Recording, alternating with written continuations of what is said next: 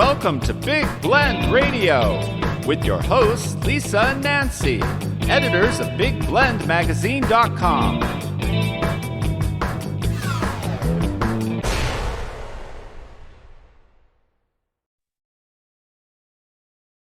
Hey, everybody. Welcome to Big Blend Radio with Nancy and Lisa. You know, every second Wednesday, I can get it right. We do our writers and authors show with Books Forward. We love Books Forward. We've been working with them for absolutely, 15, 20 years. So I encourage you to go to booksforward.com if you love books and you are a writer. But today we're excited to welcome award-winning family lawyer, writer, and author Margaret Klaw. And she's joining us to talk about her debut women's fiction novel. It's called Every Other Weekend. You can't beat that title. I think we all know what that means. And it releases May 23rd through She Writes Press. We love them too.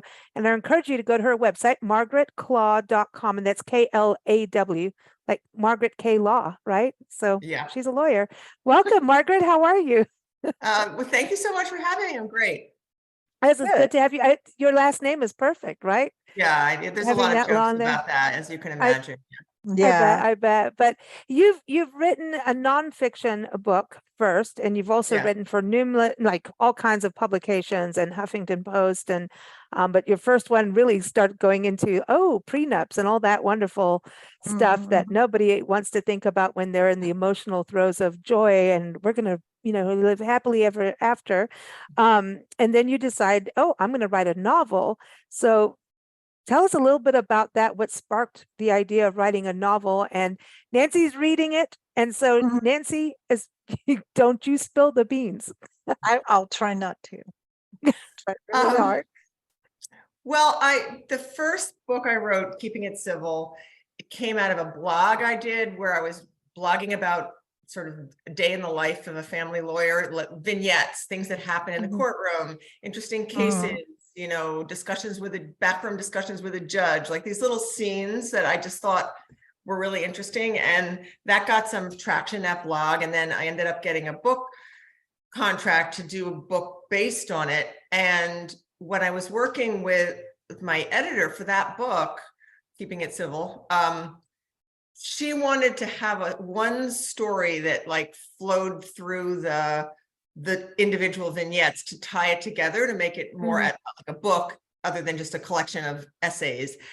And so what I did was I wrote a fictionalized, so the vignettes were all not fiction, and I changed identities to protect confidentiality, but they were actual things that happened. But I did a fictionalized version of a custody trial, and it started sort of at the beginning of the book, and then I wove chapters in. So it kept you reading the book, because it was a plot-driven thing. And that when I finished that book and all the PR stuff afterwards, and I was, trying to figure out, well, do I want to write another book? After I recovered, I thought, the thing I liked the most with writing the first book was this fictionalized trial, because you get to just make it up. Like, it's so fun to just take your experience to make something authentic, but then just make it up, So I thought, so that was a good idea. And then I had the really kind of naive idea that I could just write a novel, because I've never written any fiction. Like I don't know why I thought I could write a novel. So I had an idea, and I started of telling this story in the round from multiple perspectives in one community where everybody's lives overlap, a story of a divorce and custody case. And I, write what this is exactly, I'm writing about the community I live in, very thinly disguised. And I'm writing about things I know very well, divorce and custody and courtroom drama and stuff. But I had no idea how to actually write a novel. I wrote like 40 pages, and then I didn't know what to do. So I had to get a lot of help to do it. Many people helped me, but the impetus was that I realized how much fun it was from this experience with the first book to just go inside your head and let it just come out. Let it be. Yes, I just really enjoy that process. That's awesome. Do you like go into the market the supermarket and see somebody and go, oh, I bet you beat your wife. Oh, nice, Nancy. You know what I mean? Look at certain people Yes. and go, oh, you look kind of angry.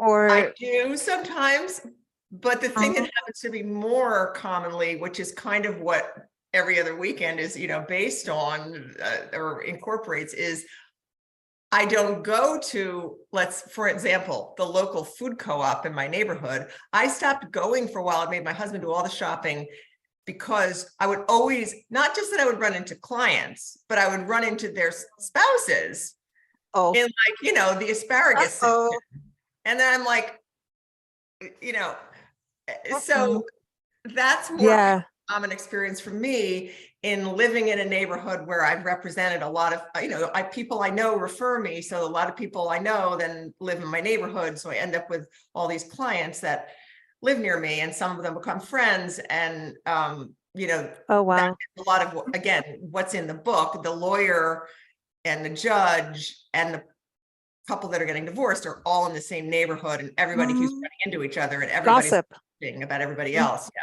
So this Yeah. is, again, I really stuck with what I know for, which I think for a first Mm. novel is the right, that was the right call, because there's nothing, Mm. territory is familiar to me that I was writing about. Mm. Well, Well, it's you've also really got, realistic. It's very realistic. Mm.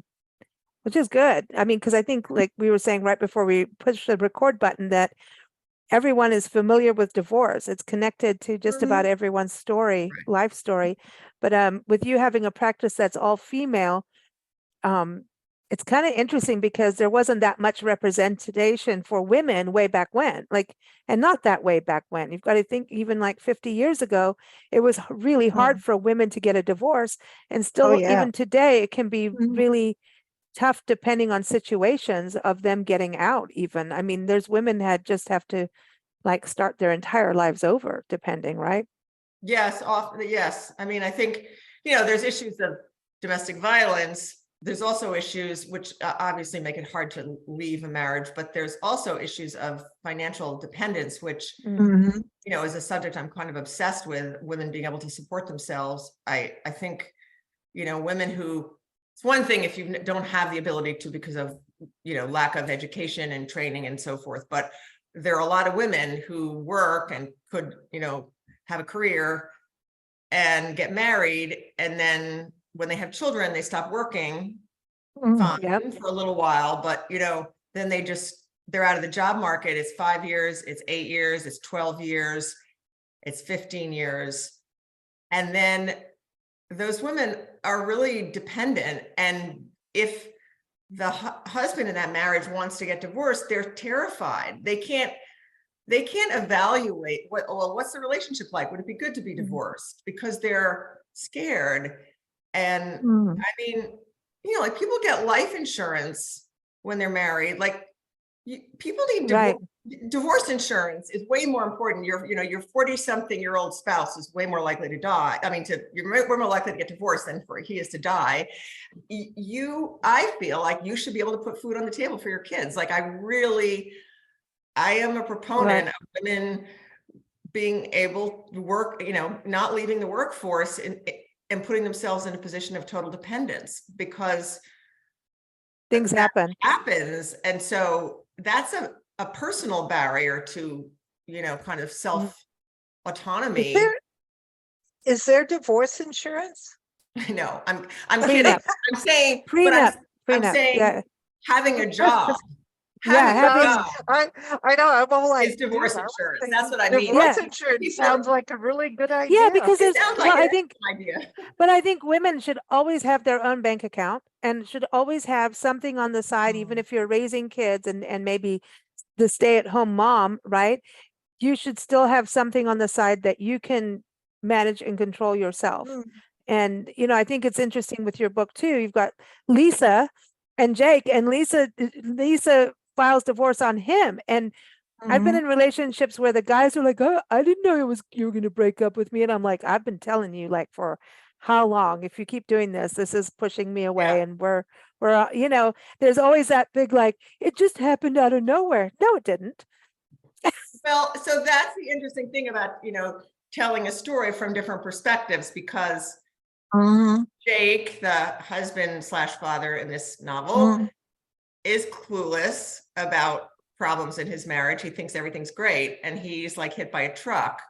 Yeah, And so it's pretty much. interesting, as you go through the book, you understand more of their different perspectives, but they don't have the same narrative about their marriage. And I really don't think that there is like one truth about things like that. Like it's okay that they disagree about the meaning of things that happened in the past. Like there's facts about you did this or you did that on a certain date, but the context, the way they interpret that, those are their own truths. And I think that is, relationships are like that. And it's oversimplifying to kind of think this person's the bad guy. I mean, in some instances, there is a bad guy for sure. There But is, yeah. in something like this, that's the territory I wanted to dive into. Like, it's complicated. So Mhm. people tell themselves stories, to make sense of experience. And, it's okay if they're two versions. We live a lot longer than people used to live. So marriages now are expected to last a lot longer, Good point. and people change. I mean, you Right. have to change. The longer you live, the more you're going to experience different things that change. So the expectation of staying with one person forever, which used to be maybe 10 years, is now 50 years. Right. Yeah. I mean, Yeah. that's a long time. Think about it. It's a long, long time that you're Well, you're expecting. married. How do you feel about it? Well, no, I mean, it's a long time you're expected to stay married to the same person. And I don't know that people are up for it all the time. I mean, I think it's a lot Well, harder you know what? The than people that, well, I think what it's it used to be. well, Like but it I used think, to be yeah. now 10, Well, 15 years max. And then bye-bye to both of you or whatever. But now it's like 50 something years plus. That's a long time. It's mm. half a century. But I think you have a fighting chance if Just you're your saying. own person. And I think that has been a change in who we are as human beings, and women, especially being their Mhm. own individual person. And it's very difficult if you don't have a partner who's not that. The Khalil Gibran always talks about you have a relationship with yourself, your partner Mhm. has a relationship with themselves, and then you have a relationship together that's separate. Together. It's Mhm. not everybody owns everything about you. And I think that's Yeah. where it gets hard if you are running your relationship on pure emotion. And I can imagine we were actually talking about you in an interview we were recording Mhm. earlier. Just it was about Earth Day and consciousness. We were talking about this, and I was like, Mhm. we're talking to a divorce attorney about her book. And I wonder Mhm. about how many people get married and you get emotion, you have this emotional love and commitment and Mhm. everything, then life Mhm. starts to really unfold, kids, careers, Mhm. all these things, and the busyness starts to just pile up and pile up and pile up, and one day someone wakes up and says, oh, screw this, I'm out. You know what I mean? Like there's a consciousness that can fade away. Do you But see that a lot for what you do in your practice, and then just in writing the story about people not being as conscious of what's going on? I mean, I think there's so many reasons that people get divorced. It's really hard to Yeah. pinpoint that. But I would say that a lot of the clients that I represented and we represent in my firm, most people try really hard to make it work. I don't think people take it lightly. I mean, Okay, I that's feel like cool. that's kind of a myth, not that you were saying that, but the idea that, oh, just, people just give up and walk out. I mean, so many marriages are affected by, addictions, mental health issues. That's a huge, I mean, it's not about affairs. Like, that's like a minor thing, the Oh, reason wow. people break up, in my experience. Most marriages seem to me like they can weather an affair, and not a relationship that, someone falls in love with someone else and doesn't want to, that's different. But I mean, some infidelity. Like I see marriages falling apart for like some, long standing trying to deal with being married to an alcoholic, someone who's has other like mental illness. Mm. We see so Big many things. addictions, porn addictions, Wow. gambling addictions, Wow. like those things are, and people try and they go to counseling and they go to counseling again. And I mean, I think most people want to be married. And then a lot of, the reason I do so many prenups is because I've been practicing so long, and all my clients who get divorced, guess what? They get married again. Well, this time they get a prenup, but people want to get married. I mean, it's They want to American. feel, people want to be loved. Well, They we're want to be heard at. loved, and they also, I think in this country, we value marriage more. Like the marriage rate, like in Europe, is much lower. Like, not that people are living together in, committed relationships, but there's a higher rate of marriage in this, like in the US. I think it's more, just more, We're herd people animals. believe in it. We're Yeah. herd animals. We want to be together with a tribe. We're herd animals. We're not loners. There are loners, and they go off and do weird stuff on their own. Mm. Well, they do. There's loners, but we're a herd animal, Mm. and that always brings drama because not everybody agrees over everything. And if you think how fast information is coming to us, how many different opinions, how many different things. And now it's not just in the place you live. It's your county, it's your state, it's the country. And now with the internet, it's the entire world. Mm. There's so much that I can see where people get totally mesmerized by it, confused by it. And people who follow different people for weird reasons, they get caught up in stuff.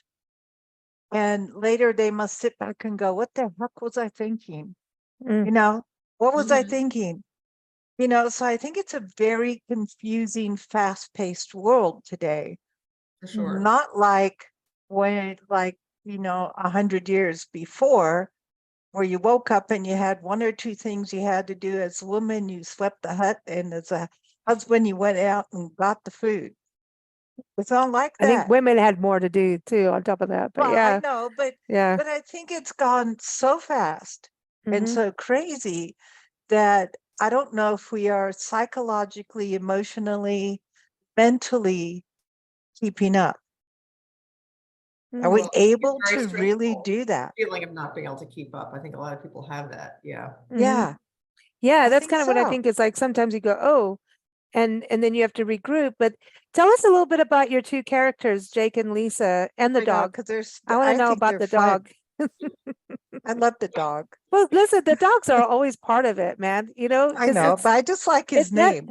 well, listen, but they're part of the family, like They seriously, are. you know? Well, and in thinking about this family, which, everybody gets the reference of Every Other Weekend, Yeah. but it's a custody arrangement, right? But after these Jake and Lisa, the couple separate, their kids they're doing alternating weeks with their daughters who are 12 and 8.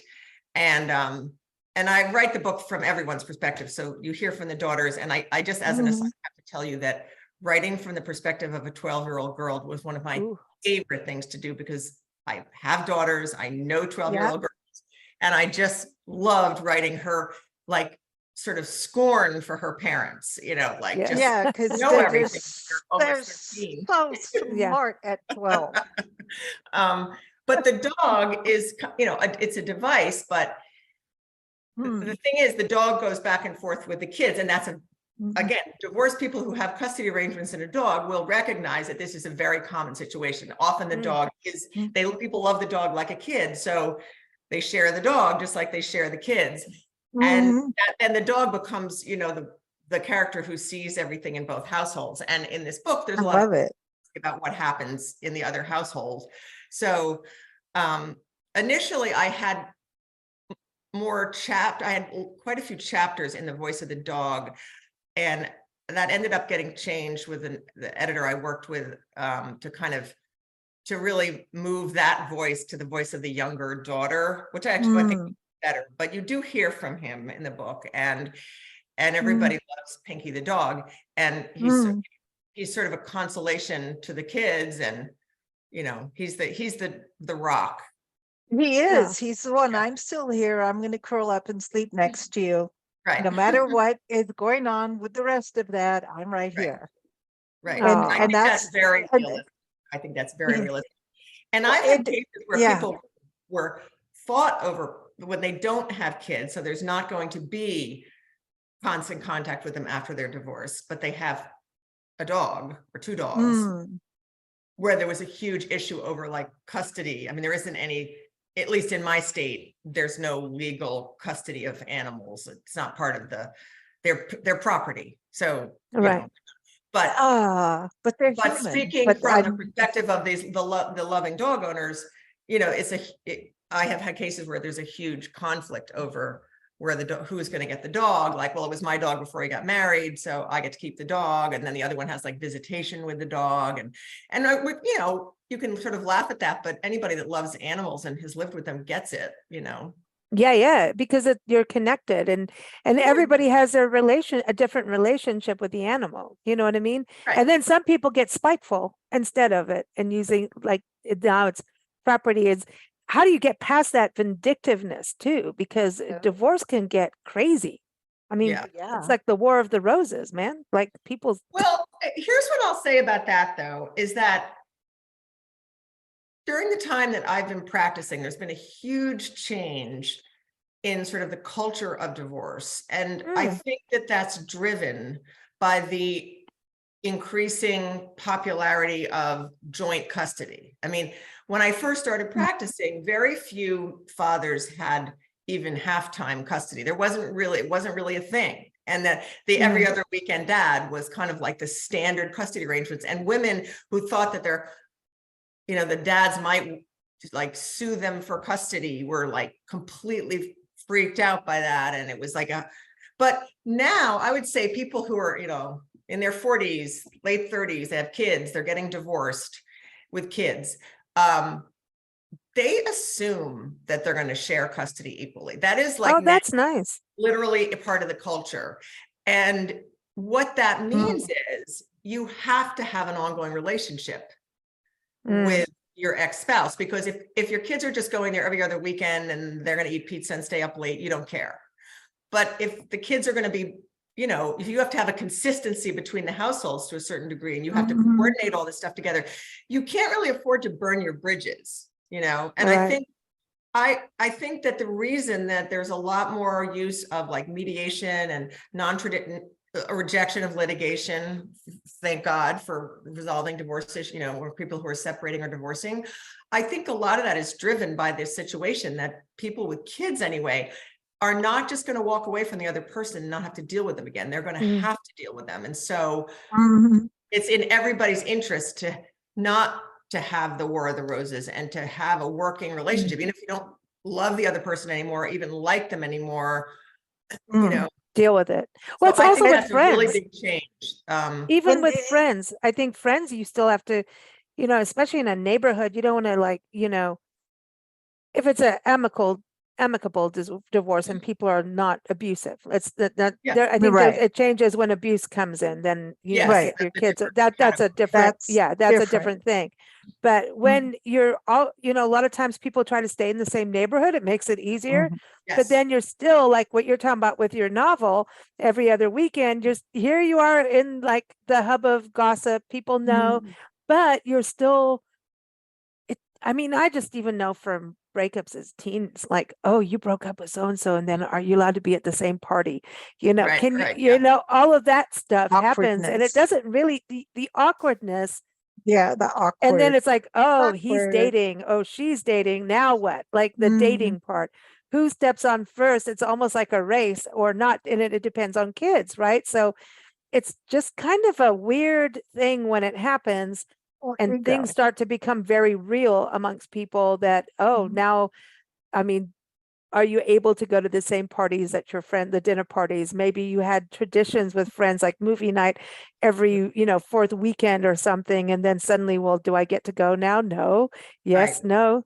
So that I kind of think thing. that's a big issue for people divorcing, like who gets what friend. I mean, I do think that Yeah. still happens, and there's still horrible, hostile divorces. I'm not trying to be like Pollyanna-ish, like Yeah. No, no. about this, but I'm just saying that with sort of the, people who have like school age kids, that demographic that we represent in Yeah. my practice and work with, they are divorcing in a very different way, I think, than my clients 20 years ago. I mean, Wow. they're a lot more like just more DIY divorce. I think people are used to looking things up on the internet and figuring out how to do stuff themselves. And people that age are more likely to want to use a lawyer as a consultant, not to speak for them, not to go back and forth with opposing counsel, but like, let me, like a coach. So like, I'll meet with someone, I'll talk to them about what makes sense, what the law is, what they might do about the assets and everything. And then they might say, okay, well, I'm going to talk to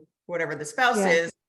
And could you help me like write up what we're talking about so I can show it to her, or, and I'm calling it as a coach, and we provide those kind of services. We also act as mediators in my firm. So we can do mediation where you're not representing either person in that, but you can also work with someone without like the specter of litigation, because in helping them come to a resolution, and that it's better. It's so much better.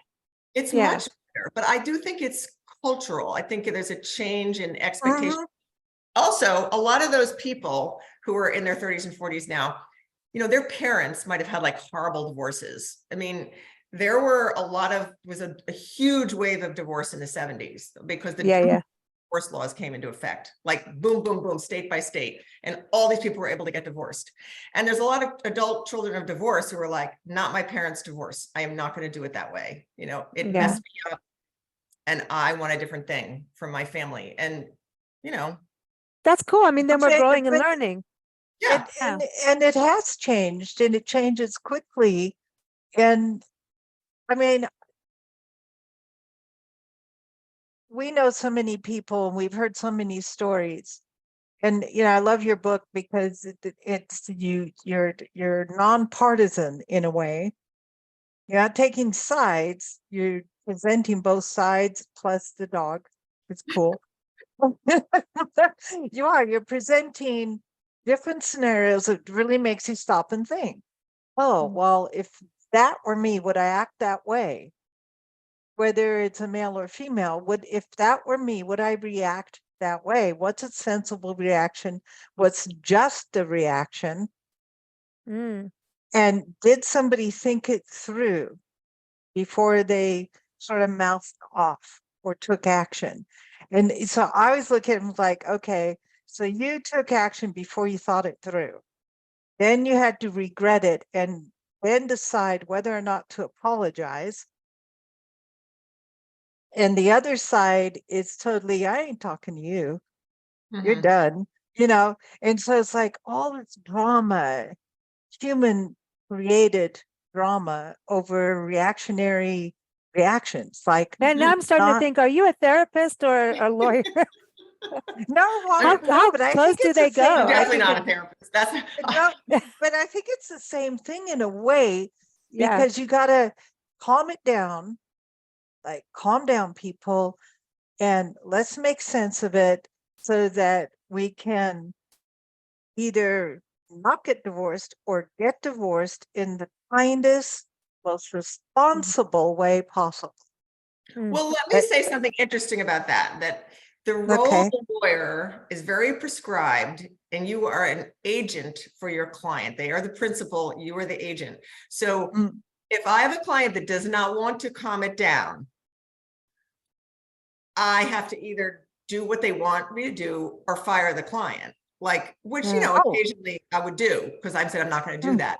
But if I have a client that says like, I don't want to talk to him directly, I want everything to go through the lawyers, I want as much money as I can possibly get and as much time with the kids. Take him to the cleaners. Oh my gosh. Get him. Oh my God. I mean, I can't say, well, I don't want to do that. That's not a good, I can say, I think a more realistic way to approach this is just going to be better for everybody in the long run is this. But ultimately, that's the main difference between a lawyer and a therapist. Like, I'm not. You're hired to I have do what they X, Y, want. Z. I have a skill Right. set Right. they're hiring, and I know how to Right. litigate, and I know how to do the thing. So, yeah, Wow. But that's kind of, it's interesting because, and sometimes that person does need to be taken down the road of, payback, sometimes, and sometimes they're, it's really they're abusive. justice. Sometimes criminal cases going on. I mean, Yeah, exactly. There's stuff you Right. never know. Like, that's the Mm. interesting thing. People go, oh, this is the mayor or this is the priest of the town. Like, this is and I go, I already don't like Not the priest. somebody- Not no, the priest. no, I mean, there's been, oh, don't start me. But but you know what I mean? There's always oh, this is the leader figure of a community and that would never do any wrong. And I go, I can almost guarantee you something is. You never know because you never really know. We're And then all when human. but yeah, everyone's human. Everybody, I mean, no one is perfect, right? And everything is For sure. complex with humans. And so with you, what you're Mm. doing, and I love that, okay, she's the one getting a divorce. And that's, we were kind of talking at the beginning because, a woman now being the one going, hey, I want a divorce. It used to be the woman going, maybe getting the divorce because of something abusive, but hey, this is not working. And then now we're seeing guys going after alimony for the women. I mean, we're From the seeing a lot of yeah. that stuff Mhm. too, right? Is like, Yeah. who's paying alimony or like, hey, no, so-and-so is making so much money, they need to, start Share. paying me. Because it used to be women were always after, Mm. the money part, but we're seeing that role reverse a little bit, maybe more Right. in celebrity, high end, Well, the way the law is written about economic things, it's gender neutral. It's just, because women Whoever historically, makes. were not working or earning so much less, that there was money coming their way in a divorce. But yeah, now there's a lot of women who make a lot more money than their husbands, and the women do pay alimony. And I will Yeah. tell you, that in general, my experience is they're way more resentful about that than men are about having to pay alimony. I think it's cultural. I think men kind of know, like a lot of men pay alimony, but women who, women executives, give us Mhm. someone who makes, $300,000 a year and are a stay-home dad, Mm. or a dad who has, is an artist, Mm. has a career that doesn't pay a lot, money is going to be transferred to him in a divorce, and one way or another. And I do think women are not adjusted to that idea yet. No, Yeah. I totally agree because of so many years of being paid less, Exactly. even if you And did still- the same job as a And guy. still, You And got- still I you think happening. got they paid- feel, to be fair to men, I think I mean, this is a gross generalization, but a lot of women in that position, they're more resentful. I just think this because it's our cultural expectations of a guy who didn't take it, who they have been supporting. Yeah. I mean, a lot of men are not resentful about the fact that they're married to someone who stayed home and took care of the kids. It's or they're really married to hard someone when, who worked part-time Mhm. and took care of the kids. well, But a it's lot really of women hard when the are, they guy also just, feel like they took care of yeah. everything and made all the money. So Yeah, that's another. yeah. See, that's hard. That's Well, really Maybe rough. true. It's such a Crazy. role reversal. Like, okay, the Yeah. woman goes out, she's the executive, she brings in more money than the guy. He's doing everything at home. And then, okay, when they get divorced, he gets money from her and she's resentful of it. Mm. Yeah. Because she's female. And because of that, the mindset is, well, you should have been the one out there working in the first place. Mhm. Yeah. See, just You're gonna go base, oh if man, you're gonna go, no, if you're gonna go base, the thought I'm so glad pattern. I'm single. I don't, that was, you should have been the one making big bucks in the first place, but somehow it landed on my shoulders. See, but this is Well, stuff that well, no, I don't and know that's- that it's that though, Nancy. I think it's more like, yes, I have this great career. I'm really proud of it. I'm really happy about it. You should have had one too. Not, I Yeah. wish I was staying home and you were working. I mean, I think, if you're talking about Yeah. like executives, yeah. women lawyers, women doctors, women accomplished, Yeah. women proud of what they do. They Exactly. might feel like they have to work Absolutely. twice as hard to get where they're got. Yeah. But I think it's more like, I could take care of myself. You should be able to take care of yourself. You know. Yeah. Yeah. But I think that is something that That's true. that's this Well, cultural who's the shift that we're having. protector? And now look, we also finally have same-sex marriages, and then some of those Yeah. marriages are going through divorce, and it's like, no, you're not allowed. We just finally got this all safe for you guys to get divorced. yeah. You're not allowed to divorce, and yet, sorry, but human beings are going to Sure. do what human beings need Yeah. to do, Yes. you know? So that's, you know, and that blows the whole cultural thing out of whack. That And it's and true. I'm personally glad for that, because I Mhm. think everyone should be able to do what Times they of change. power Yes. be to the people, you know, This is that's how I times feel. of But change. Big it is. changes. And then at the same time, no matter what, no matter, you know, who, what, and where, it's still that keeping up appearances. And I think that's what's got to be so hard. I mean, even going to court.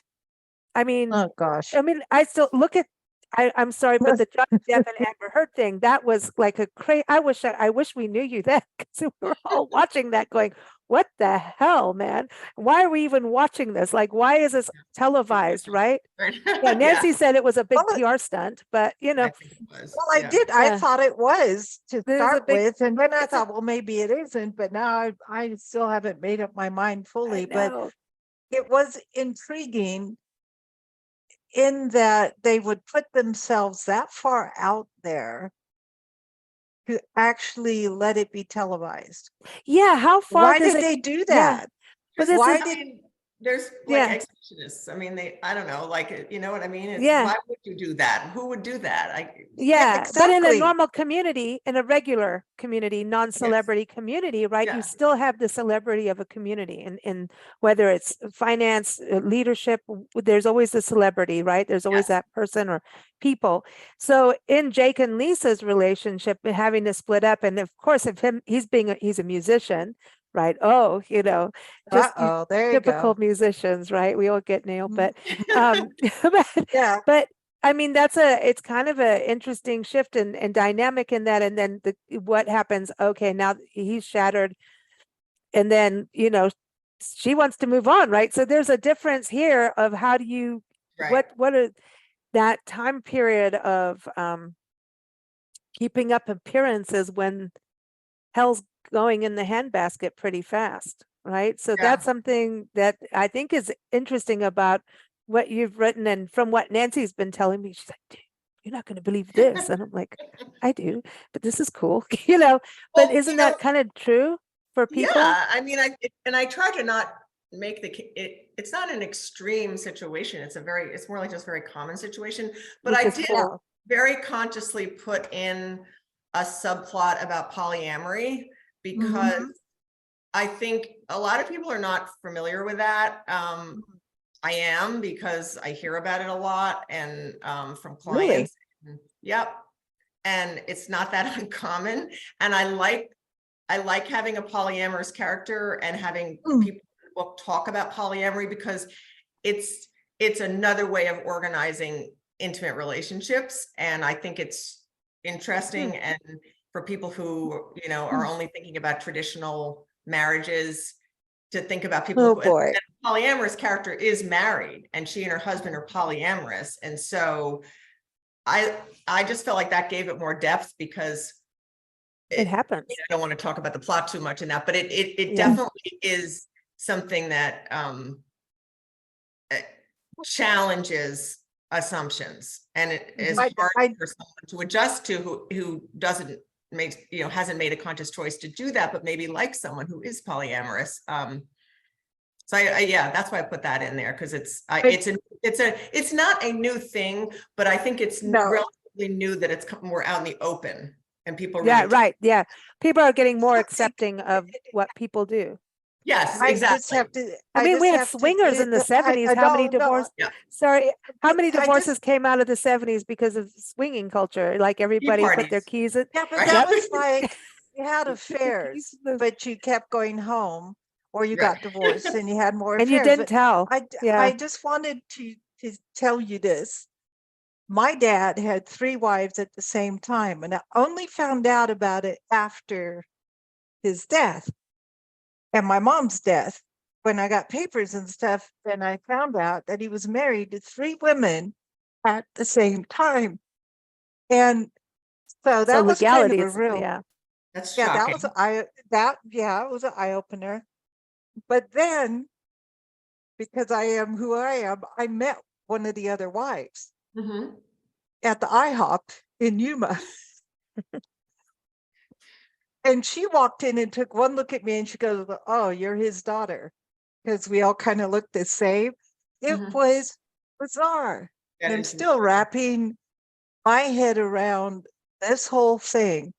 Then I've, with a little research, found out that she owned one of the houses that my dad rented and my mom and us kids into. So at the end of the day, he had 10 kids, 6 with each wife. And he tried to Pretty name much us all the same. didn't work, but Wow. Well, that's a Yeah. novel right there, even though it's Yeah. true. It's not I, fiction. it, but it's bizarre because actually people did that. They did it. Yeah. I mean, I have had some divorces where someone had a secret family. I don't think they had 2 secret families though. yeah. I I think they were definitely a have little Right. stage. They weren't all 100% at the same time, but they were like They tried, overlapping. like, they It's overlap. weird, and it's really odd because he did try to name them all, and then everybody, we would tell people this, they're like, "Oh, your Mormon family," and we're like, "No, but some no, of the kids are Mormon, but he was atheist." And Mhm. so this is a really bizarre. It's unbelievably weird. So I think crazy. like my grandmother, her mom knew because they Oh, even I had know a she pet. knew. They had a pet tortoise named after the other wife that she Yeah, met. and that's that. No, her name was. Oh, should I Don't, say it? no, you don't need to Okay. do that here. So No, the come on, no. tortoise was named, and then I And met that same lady yeah, that the tortoise was named after in IHOP in Yuma. Wow.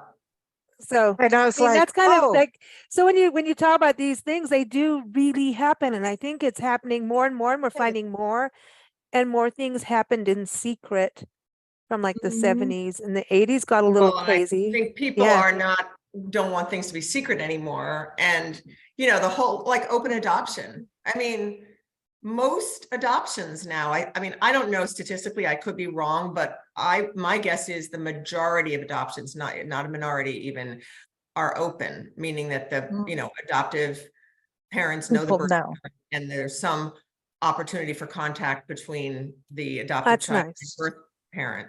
And that Mm, would, I mean, the whole That's movement huge. to open up adoption records so that kids who, when they became adults, could try to find their adoptive parents. And like, that was a huge, like multi-state legislative effort. And, but the mm, whole idea that it had to be shrouded in secrecy, like, I just think that culturally we've moved beyond that. And people are accepting of good. these different kinds of relationships. Like, yes, I've, adopted you, you're my daughter, but you have a birth mom and she's going to come to your birthday Mm, parties. And, Right. like, these are different forms of families. And certainly same-sex marriage, I think, helped push these different Yeah, I do. arrangements.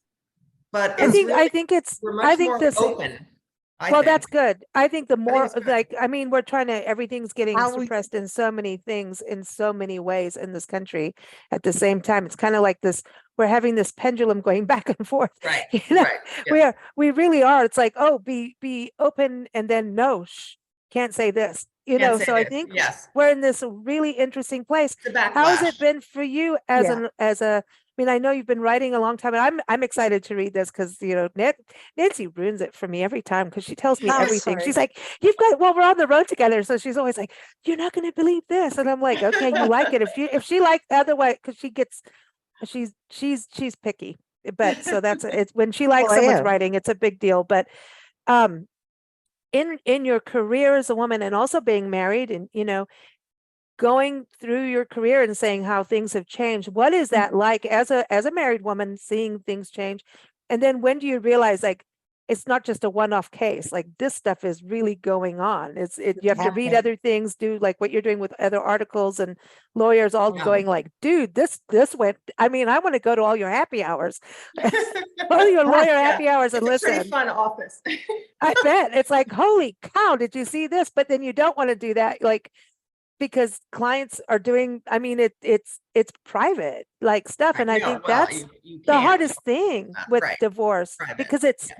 it's private, but And it's hurtful. the community knows. Like if you go to your best friend out of like solace, or like, hey man, I just got to vent, this is going on with me, and next thing you know, your best friend was sleeping with your husband, or you don't know, right? You know what I mean? Mhm. You know that stuff happens, you know, Right. Yeah. or you know, you go to someone that you trust, and then next thing you know, it's out there. So no matter what, going through a divorce, someone knows somewhere. You're never really private if you tell anybody. I mean, if you tell your lawyer, there's laws on that, right? But Right, yeah. it's like your doctor, etc. But Mm. I mean, if your husband abuses you and the cops pull up, the neighborhood knows. Like Oh, that's for it. sure. And everybody's looking on Facebook the next day to see, did he get Mhm. checked in? Did they do something? Did Right, they, you know, right. so that's got to be Mm. like a really, when people go through these things, it's not like It's you can just handle it yourself. It's like your community knows.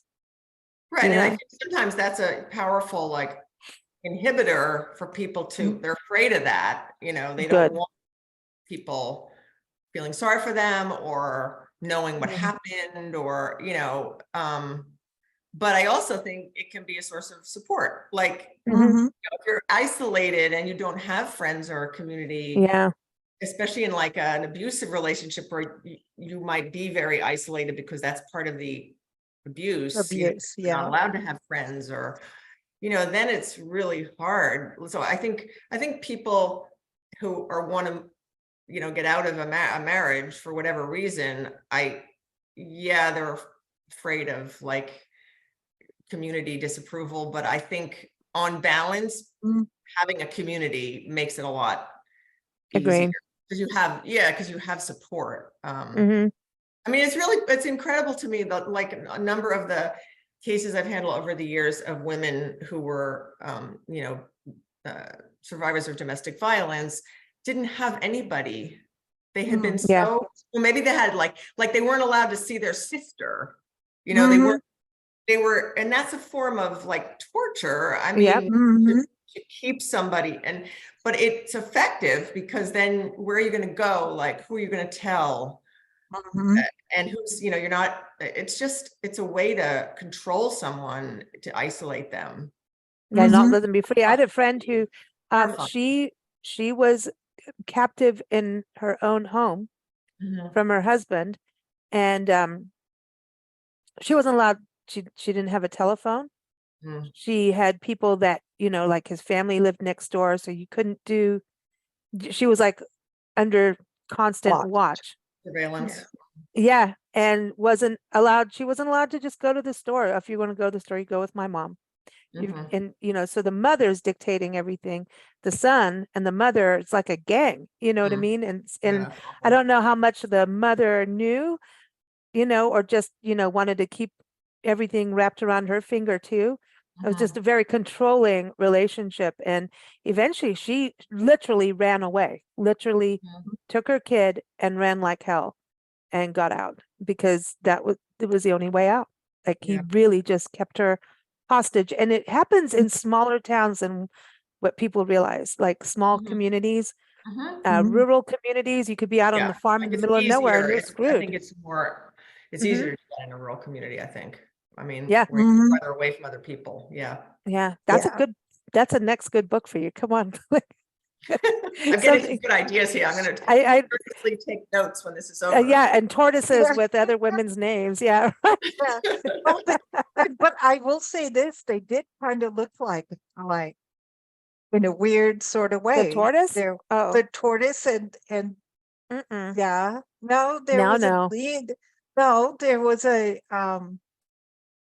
how can I say, like uh, a tortoise's eye, like the pupil's right in the middle, like, and it doesn't blink. Mm. so much. So just like wide open staring. And that really kind of reminded me of, anyway.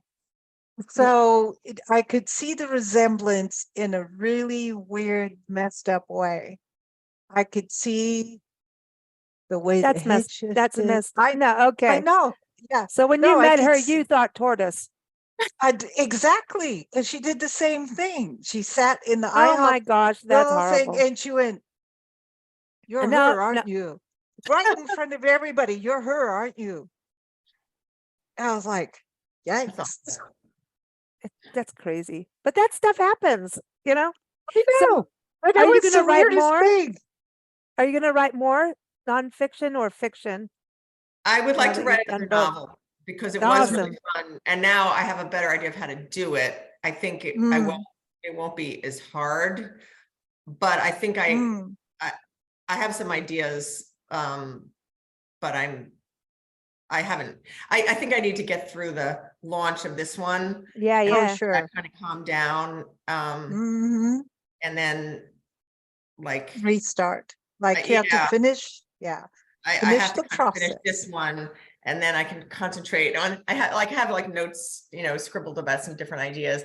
I don't think I don't want to do the same territory again. I feel like Yeah. I dealt with this territory in a nonfiction way. I dealt with it now in a novel. And I think I need to expand a little bit and be a little less, okay, I know I can actually write 2 books, which, I had no faith that I could even do that. So now I want to try some material that's a little bit not so close to home that, I want to stretch my imagination a little bit. I'm really interested in momfluencers. Oh, wow. Whole sort of rise of these women on Instagram who become really, Yep. famous and then have to keep up these lives Appearances. to feed their audience.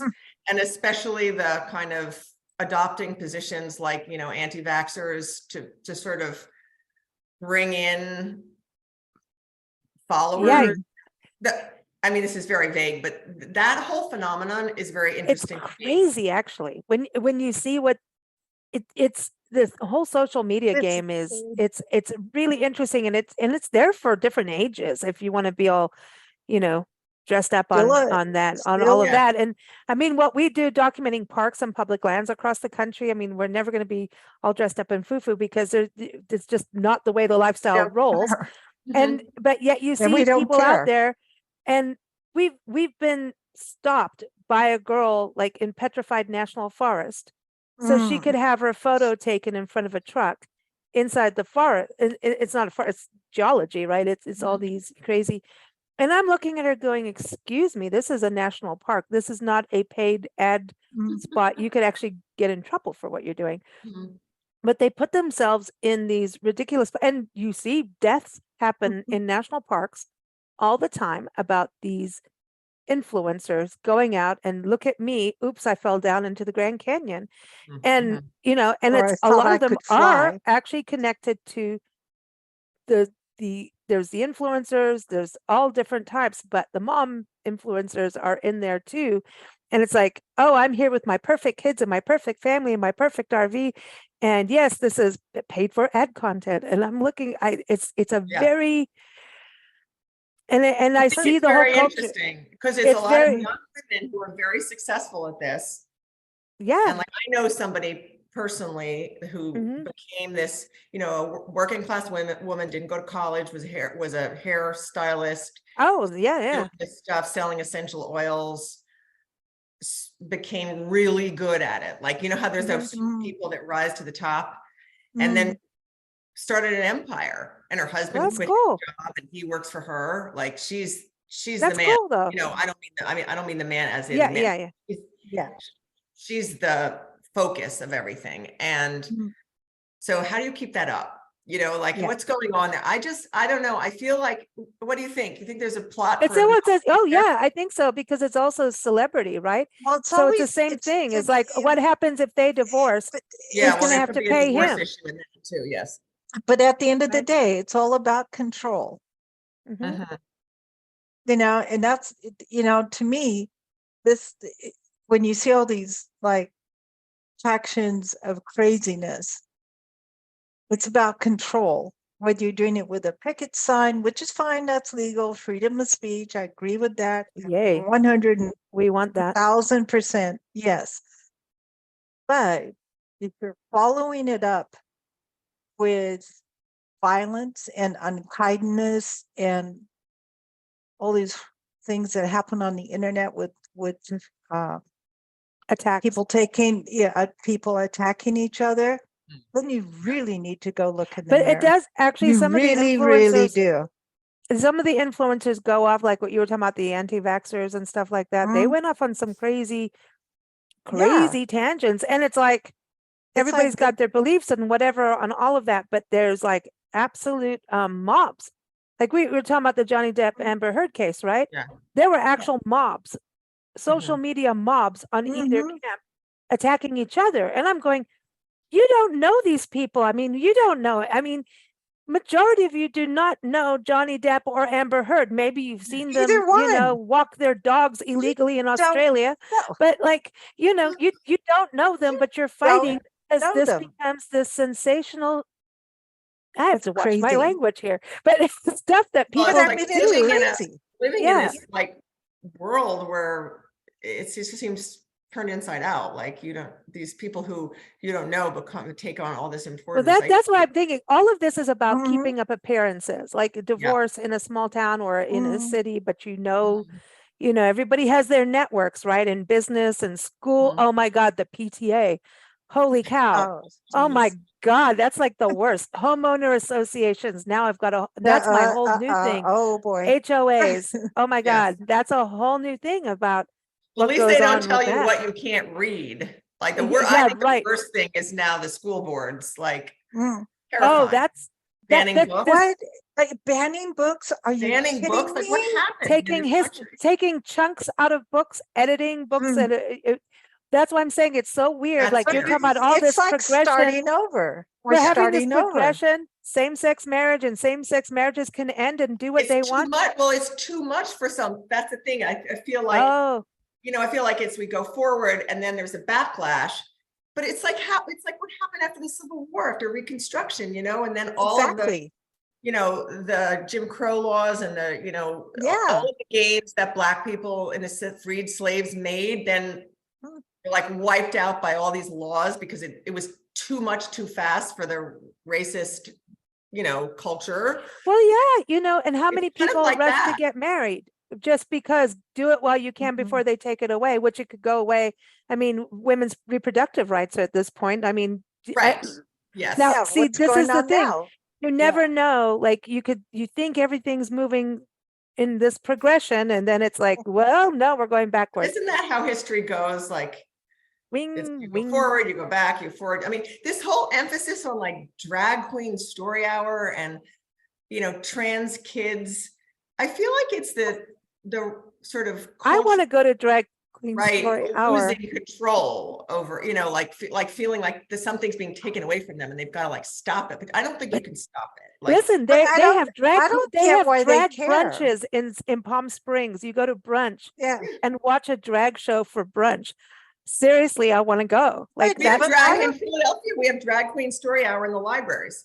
that's so But cool. I don't understand why the people cares? why do they care even? What's it I got don't to do know. with them? But they that's don't that have to They feel go. They threatened don't by have it. to They feel see. threatened by it. wow. Why? I Got love nothing that to you do with are them. I love that you're doing law and then writing I don't because get it. it is all human nature. It's this Yeah. we have to go to extreme, right? And divorce gets extreme or not, and it is interesting. So it's going to be, I think the next 20 years Mm. of law is going to be interesting of what's going on, Mm. because I think there's going to be divorces over political beliefs. There's going to be divorces Oh, over abortion rights and women's reproductive rights. I think we're Mhm. going to see divorce change. But I think also there's, just one story before we go, our friends got married. As soon as they could legally get married, they got married, and they'd been married for 38 years. Michael and Spider, and they were musicians. boy. And so one goes off, they moved from LA where they were a glam punk rock band, really good. And then they were getting death threats for being openly gay and all of this Somebody stuff. killed their cat. Yeah, hung it and then put it on a noose around its neck, put it in a shoebox mean, and left it's it on their like- front door. I mean, so What eventually they kind of moved to sicko Tucson. does that? Totally. So they moved to Tucson. Spider goes and works. He's an airplane and jet mechanic, and he's traveled all over doing stuff, doing this for the military contract work. And anyway, so Michael was still working on their music and doing the production and the all that side. And so, you know, he's not sitting there and not doing anything, you know what I mean? He was doing stuff, It's working. but they were Yeah. together for over 38 years. Mhm. Same-sex marriage just became legal when Spider he was dying Lung of cancer cancer. Mhm. and liver Passed. cancer. And so Mm. they get married, Spider dies, and they deny Mhm. Michael benefits Yeah, because they weren't married for 6 months. But they'd been Before together he and they have died. every record. And so it ended up in Supreme Court and it took years, but just last year he won. It he took won. years. And it Mhm. had to be a class action with a whole bunch of other people Yeah. and then when we had certain other people in power, I say that loosely, then that didn't work. And so they pulled back. And then now with the new administration, they went forward and they won that they could get it because that is insane because people have been together for Right. years and this country didn't want to recognize that part. And then, you know, it's not like Right. they just got married for social security reasons. That's, Right. you know, Right. so Yeah. that was, we've got a It was lot of too change. much. We have a lot of change to still be made and we cover bills all the time, like environmental and stuff. And you think you've won, and then 5 years later, you have to start all over again. And so I think that's Mhm. something our country has to learn. And I think writing books, like doing a novel, I think you're giving people the breathing space to think things through. Even in the marriage that they're in now, you're giving people a way to internalize a story that probably very much touches them and they can find themselves in it and breathe. And it's personal that their spouse can't tell you what to think about it, right? It's your own reading. So I think it's cool what you're doing as an attorney writing the fiction side. I think fiction helps people make decisions. I agree. I agree. Yeah. Sometimes there's more like, this is going to sound like a terrible cliche, but like more truth in fiction. Like Yeah. Mhm. you could find meaning that is very authentic meaning through reading a novel all the time. I mean, you know, Mhm. Tolstoy, like, I mean, you know, Yeah. I think I'm a big reader. So like, to me, Yeah. definitely the power of fiction is, I don't read a lot of nonfiction. I try, but I'm really drawn to Mm. fiction, and I have so many books that have meant so much to me. So actually writing a novel, you know, I just felt like this was like an honorable, like an important thing to do. I just think novels are important. Like I agree. So I was happy to Yeah, it's actually like- finish one. Nonfiction is where you go to find a fact, like looking up a word in the dictionary. You go to find the fact. Okay. That's all you get. You get fact. Well, Good. except you can get And some then- great I mean, if you read like, you know, Barbara Tuchman or like, you know, there's like writers about history who are like fabulous writers. You get not just a fact, but you get a sense of Mm. people's lives at another time. I do think like people who are great, like biographers but Oh, Yeah. I love I know that. I know what you mean. They're constrained. They're in a way. Yes. Yeah. So, and then when you go to fiction, like I love historic fiction. Mhm. I really love that because it brings history alive. It's based on fact, but the characters or who the author thought up. Oh, they probably would have done this at this time. And most historic authors have really done their homework and do a really good job. Mhm. Yes. Yeah. They've I done their admire homework. people who write historic fiction. I don't know how you I- blend those things. I Like, mean, it's because you really have Oh, to geek out. You have to complex. know what was invented when. You have to know, When? like, Yeah. yeah. Remember the I chart of the remember world? years ago when we first started. I mean, about I think it was the beginning of the show, 16 years ago, 15, 16 years ago, an author coming on the show. And she was one of the first authors that included Facebook being part of the writing. Mhm. Because, Facebook had only started kind of around Yeah. that time. And at that time, it was, do you write about Facebook? Do you include that in there? Because is it going to be, is it Who a is it? mainstay, or was it a Yeah. MySpace? Is it You know going what to I be mean? just so dated that, yes, exactly. Yeah, it's like cell phones or smartphone, Blackberries. Now, if you read a Blackberry, you go, Right. oh, I know what era that was. So it's kind of Yeah. interesting about writing novels like contemporary, because Yeah, I it's think like, you have to try gotta really move hard it. to not have too many references like that could really easily become dated. Like yeah, Like Mhm. I already changed at the very end of this book during like proofreading stage, I changed a reference to a social media. The little girl was using Snapchat, and yeah, it's about, and I is that, changed yeah, it to TikTok, I think, yeah, because I'm like, it's gonna sound dated already, but I tried to not use a lot of references like that. I did make a decision. I'm sure this is something interesting you probably, have asked other authors about how they handle the pandemic, but Mm. I felt like it's supposed to be contemporary. When you read it, it's supposed to be happening now. And so I felt like I needed to reference the pandemic. right. Like we've all been through a war. Like you can't, it's Yeah. so, Mhm. it's so, but I didn't want to, it was definitely I didn't want to set it during the pandemic because I was writing it like before, I wrote it before the pandemic, like Yeah. really. Mhm. So yeah, so I added some references, just very few, to like during the pandemic this happened, or just to place it in time so it wouldn't seem too Yeah. Right. floaty. But Yeah. I think those Well, yeah. references are very tricky, because when you read a book that has a lot of ones that are very contemporary, you think, wow, this is cool. But when you read it 5 years later, then it seems dated. So I think it's risky to use. But eventually it'll become part of history. You know what I mean? It's kind of interesting. Yes. You know how that is, The pandemic is so new.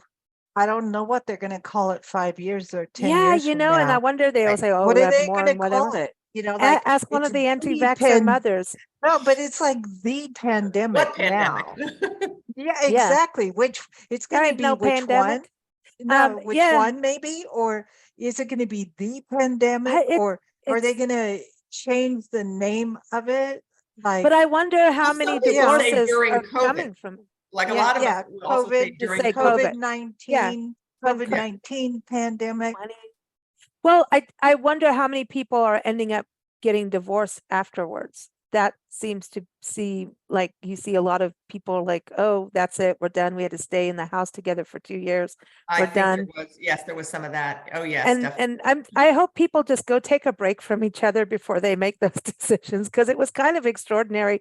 And suddenly, you have to be with your kids and spouse like 24/7. Yes. And so that's been hectic on people. And then some people are like, oh my God, this is great, And then for others, it wasn't so great, Like I know all my musician friends are like, get me the hell out. I think want for out. most people, it wasn't so. I think the ability to work, the legacy of this is the ability to work remotely, and having like the revolution is going to revolutionize. Mhm. Yeah, I work, think for it's sure. good. But Well, we used to having be, to work remotely 24/7 and having your kids in remote school, everybody hated that. Nobody Yeah. liked having their kids in remote school. I don't know anybody. I And think the wine and liquor companies enjoyed every part of it. They were like, I'm yes, cashing in on this. Mama's drinking more right, wine tonight. That's right. it. Yeah. You're gonna make the mothers and fathers like do Chill out. trigonometry. Like, dude, no one's doing trigonometry without a glass of wine first. That's not happening. But Why do we Margaret, even bother? I don't, oh man, that's a whole other, yeah. But Margaret, thank you so much for Trigonometry. joining us. Yeah, it it was has been a fun. Thanks, pleasure. Lisa We've and had such a Nancy. cool What fun. conversation about everything. Everyone, again, every other weekend by Margaret Klaw comes out May 23rd, and you're listening to it earlier, so you can go and get it. You can pre-order it on Amazon, all those places, but I It's encourage you to good. go to Margaret's It's good. website. It's Margaret Klaw, that's Klaw, margaretklaw.com. Of course, keep up with our friends at Books Forward at booksforward.com. And we are here every day on Big Blend Radio, so keep up with our shows at bigblendradio.com. Thanks so much, Margaret. Thank Thanks, you. I Margaret. really enjoyed it. That's fun. Take care.